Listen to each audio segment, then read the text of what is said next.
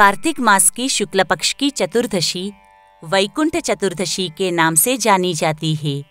इस दिन स्नानादि से निवृत्त होकर व्रत का संकल्प लेना चाहिए। तदुपरांत भगवान विष्णु की कमल पुष्पों से पूजा करनी चाहिए।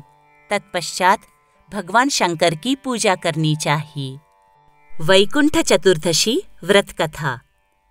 एक बार भगवान विष्णु देवाधिदेव महादेव का पूजन करने के लिए काशी आए। यहाँ मणिकर्णिका घाट पर स्नान करके उन्होंने 1000 स्वर्ण कमल पुष्पों से भगवान विश्वनाथ के पूजन का संकल्प किया।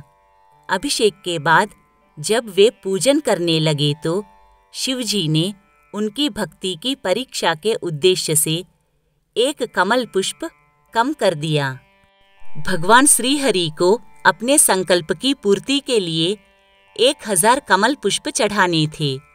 एक पुष्प की कमी देखकर उन्होंने सोचा कि मेरी आंखें कमल के ही समान है, इसीलिए मुझे कमल नयन और पुंडरीकाक्ष कहा जाता है। एक कमल के स्थान पर मैं अपनी आँख ही चढ़ा देता हूँ।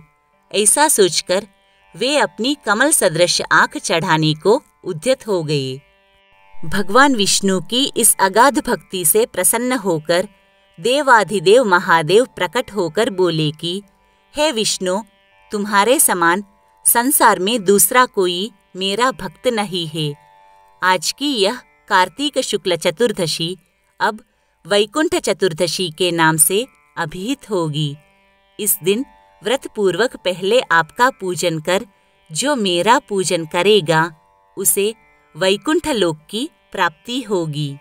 भगवान शिव ने विष्णु को करोड़ों सूर्यों की प्रभा के समान कांतिमान सुदर्शन चक्र दिया और कहा कि यह राक्षसों का अंत करने वाला होगा।